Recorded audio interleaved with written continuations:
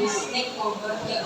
So this snake is a Cuban boa. So like the name suggests, it's native to Cuba, and his name is Alejandro.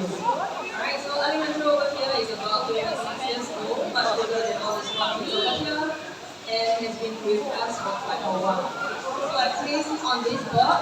This board is what we call an enrichment board. So you know the same thing you send your kids for enrichment classes.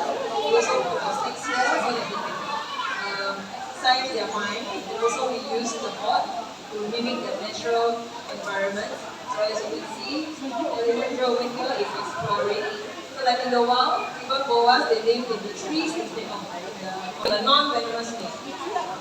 Okay, I see a lot of comments and the majority of you are right. So Alejandro is a non-venomous snake. He is a constrictor. So what that means is when he wants to eat something, they will strike at the prey, coil around the prey, strangle it to death, and then swallow it whole like that. Alright? Another misconception about our snakes is that it is wet and slimy like a frog. I think Alejandro has a wet and slimy skin like a frog. See a few hands? So think Alejandro is smooth and dry like a baby's butt. Okay, a little bit more. And Alejandro's skin is actually smooth and dry.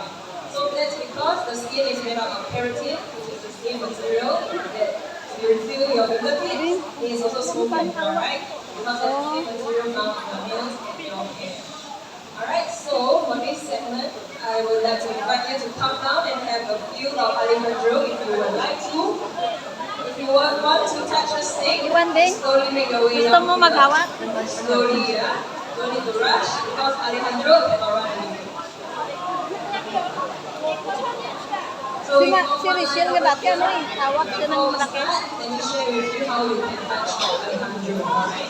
So when you touch a snake, you don't touch the head, you don't touch the tail. Okay, when you touch